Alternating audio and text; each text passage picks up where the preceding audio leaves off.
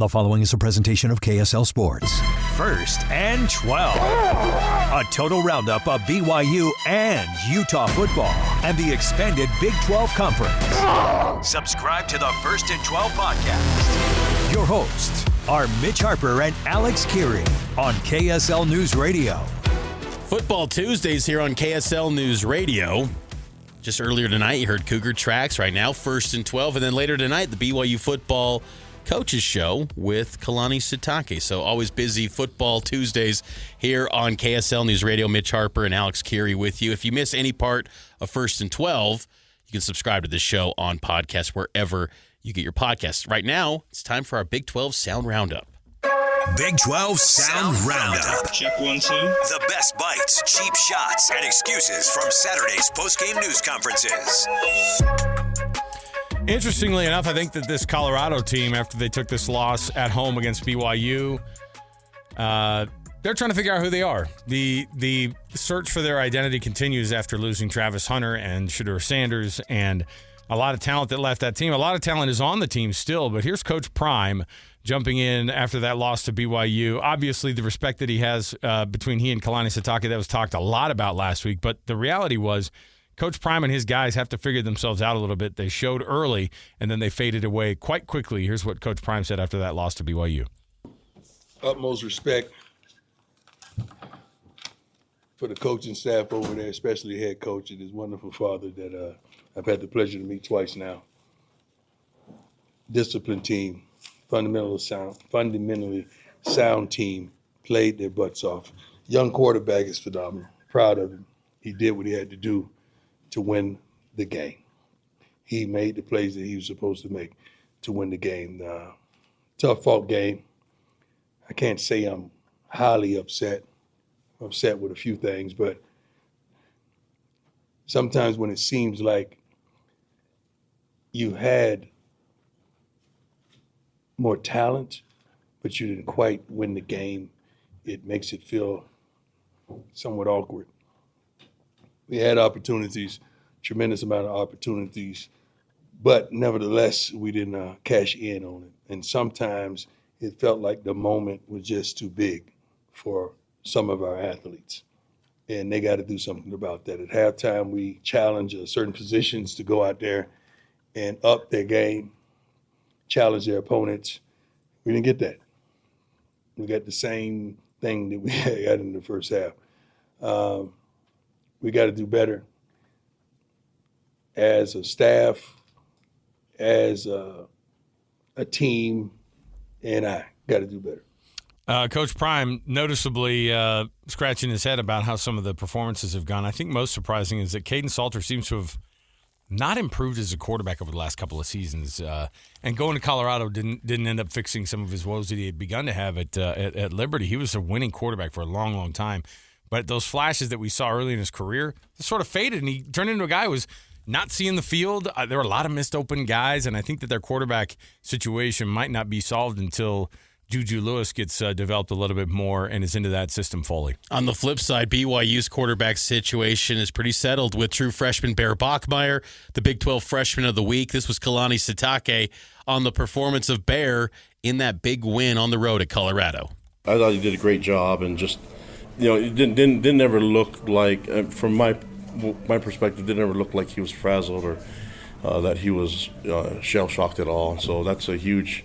That's how he comes to. He came like that. So credit his family and the way he was raised. The guys. He was a cool customer, and I love the way he was leading out there. And so we just have to be better, so that we don't have to put ourselves in a hole like that. But I think we'll work on that. Right now, we're going to celebrate the win and just the resilience and the way these guys are able to grind it out. I'm really proud of them doing that. And you have to give a lot of credit to Colorado. I thought they gave us some different looks that we haven't seen, and they utilized a lot of their skill and talent. You could tell the talent that's on their team at all different levels, and so they're not easy to play and not easy to match up against.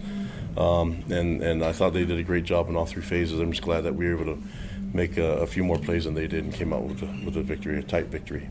Keeps getting better every week, Bear Bachmeyer. We'll see what when that competition stiffens up at the Big 12, how he's going to do on those big stages as well. Kenny Dillingham, a guy who's used to the big stages already in the Big 12, says obviously competitive people make the difference at ASU, and that's how they were able to come from behind and beat TCU at home.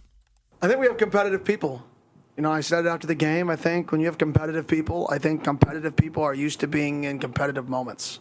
If you have people who are on TikTok all day, right, they're probably not used to being in the biggest playing a competitive moment and having to be your best all the time. When you have people who, they play these weird like Clash of the Clans and all this other stuff now, but they're like making decisions in real time at the lunchroom, and I'm like, well, that's better than watching a video, right? At least they want to compete, and they're yelling at each other, they're sitting next to each other. I'm like, what is going on right now?